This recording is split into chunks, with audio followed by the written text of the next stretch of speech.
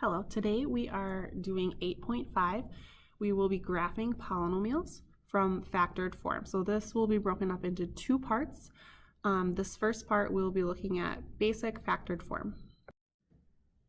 So before we can graph, we have to talk about zeros. So a zero is an x value or an input that makes a function equal the value 0. So in this unit, we will only be working with real zeros. So that means our zeros are going to be our x-intercepts. So it's where our graph will cross or touch the x-axis. This also means that we know and can verify that we have a 0 if we plug in our value, and it does in fact make our entire function equal 0. So before we even get into graphing, let's just start with, given a polynomial function, identify the zeros. So our first function here, f of x equals x minus 2 times x plus 3 times x plus 8.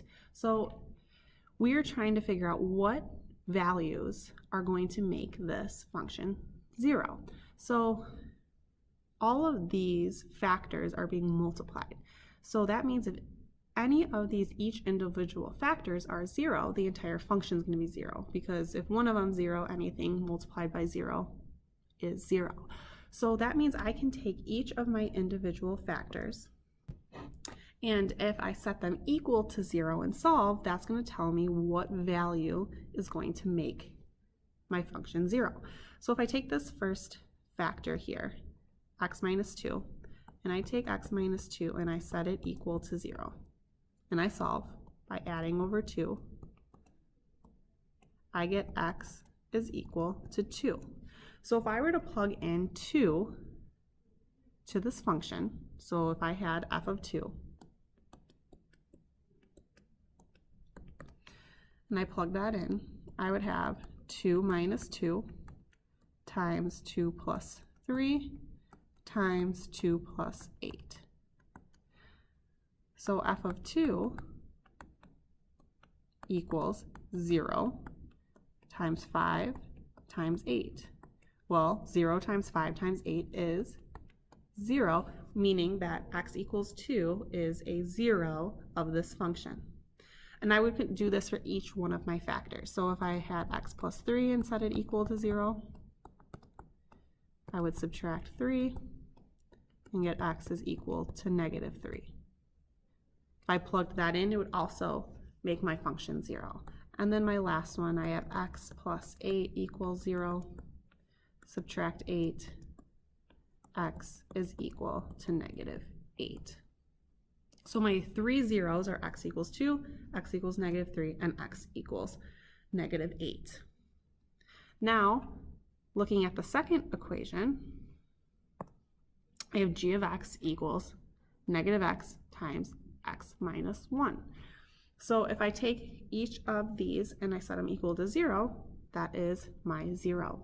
So if I take x, or negative x, and I set it equal to 0, I get x is equal to 0. If that's 0, my whole function is 0. If I take x minus 1 and set it equal to 0, I have x equals 1. So x equals 0 and x equals 1 would be my zeros of the function. This is our first example of graphing a polynomial. So given the polynomial f of x equals x plus 2, x plus 1, and x minus 1, our end goal here is to sketch using all its intercepts. And our intercepts in this case are going to be our zeros. So our first piece here that's going to lead us to our sketch is how many real zeros does it have? In this unit, we're only focusing on our real zeros, and our real zeros are going to be our x-intercepts. And those zeros are going to come from each one of our x's, or in this case, our factors. So I have 1, 2, 3 real zeros. Well, what are those zeros? So if I take each one of my individual factors and set it equal to 0 and solve, I can identify my zeros. So if I take x plus 2, set it equals 0, I have x equals negative 2. X plus 1 is going to result in negative 1. And x minus 1, if I set that equals 0 and I add over 1, I get x equals positive 1. So I have x equals negative 2, x equals negative 1, and x equals 1. Now remember, my zeros, because I have 3 real zeros and these are my 3 zeros, these are going to be my x-intercepts.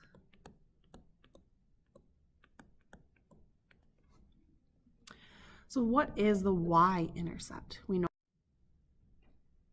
what our x-intercept is, but what is our y-intercept? So our x-intercepts are if our function is set equal to 0. That's why we set each of our individual factors. But if we want to know our y-intercept, it's, well, what if x is 0? So if we have f of x equal to 0, that's our x-intercept. If we plug in 0, that's going to give us our y-intercept. So if I take 0 and I plug it in, so f of 0 equals 0 plus 2, 0 plus 1, and 0 minus 1. So that gives me 2 times 1 times negative 1. And if I multiply these together, I have 2 times 1, which is 2, times negative 1, which is negative 2. That means my y-intercept is going to be at 0, negative 2. So it's plugging in 0 for x. And then what degree is the polynomial? Well, my polynomial is going to come from my number of zeros. So if I have 3 zeros, it's going to be degree 3. If I had 4, it'd be 4. If I had 2, it'd be degree 2. So the number of zeros corresponds to the degree of the polynomial, and that comes from our fundamental theorem of algebra. So the degree comes from the number of zeros. So we have 3 zeros, degree 3. If we think about what a cubic or a third degree polynomial looks like, we know that it gives us that N shape. So when we plot our x-intercepts and our y-intercepts, and we go through and sketch, we know that that's our general shape. We also know that it's going to be positive because we don't have a negative sign out in front. So since there is no negative out in front, that means it is going to be a positive graph. So it's going to look something similar to this down here. So if we sketch it using all of our intercepts, we're going to go through and plot our zeros, our x-intercepts, and plot our y-intercept and sketch it using our general shape. So we know we have an x-intercept at negative 2, at negative 1, and at positive 1. We also know our y-intercepts at 0, negative 2. So I need to sketch this general shape through. So it starts negative, comes up through our first x-intercept, back down through our y-intercept, and then comes back up through our final x-intercept. We have a cubic, degree 3, going in the positive direction. So this is a possible sketch of this graph. All right, let's go ahead and look at another example. So given the polynomial f of x equals negative x plus 2 times x plus 1 times x minus 1 times x minus 3, how many real zeros does it have? Well, I have 4 factors here. So if I set each individual one equal to 0, then I have 4 real zeros.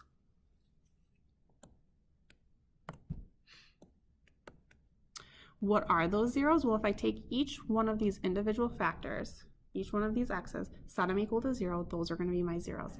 So if I take x plus 2 and I set it equal to 0, subtract over 2, I get x is equal to negative 2. X plus 1, if I subtract over 1, it's going to give me negative 1. X minus 1 is going to give me x plus 1, and then x minus 3 is going to give me x equals 3. So if I have 4 zeros, that means down here, what degree is a polynomial? I know that I'm going to have a degree 4, which is a quartic.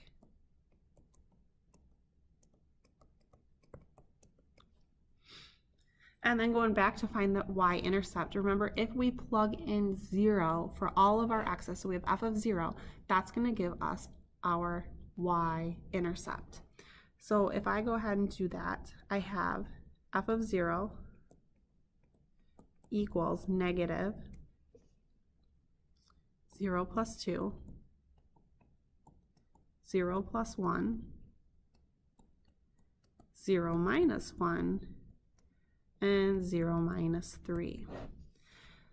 So this equals negative 2 times 1 times negative 1 times negative 3. So I have a negative 2 times 1 is negative 2 times negative 1 is going to give me a 2. 2 times negative 3 is going to give me a negative 6. So my y-intercept is going to be at 0, negative 6. So I want to sketch it using all our intercepts. So what is this sketch going to look like? Well, I know it's a quartic, so it's going to be our W shape.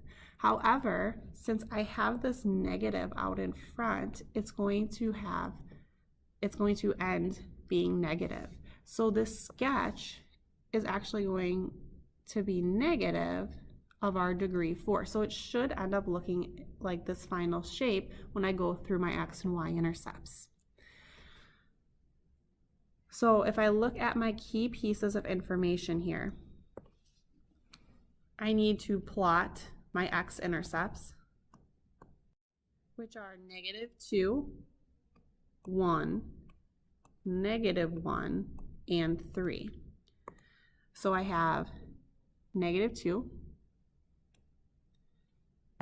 I have 1, I have negative 1, and I have 3. I also need to plot my y-intercept, which is 0, negative 6. So if I go through and plot that, I'm at 0, negative 6.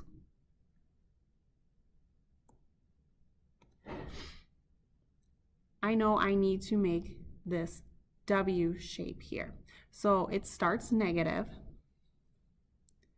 It comes up through my intercept, back down, comes through my y-intercept, back up, and finally ends down. Because it's even, they end in the same direction. So this would be a sketch of this given polynomial.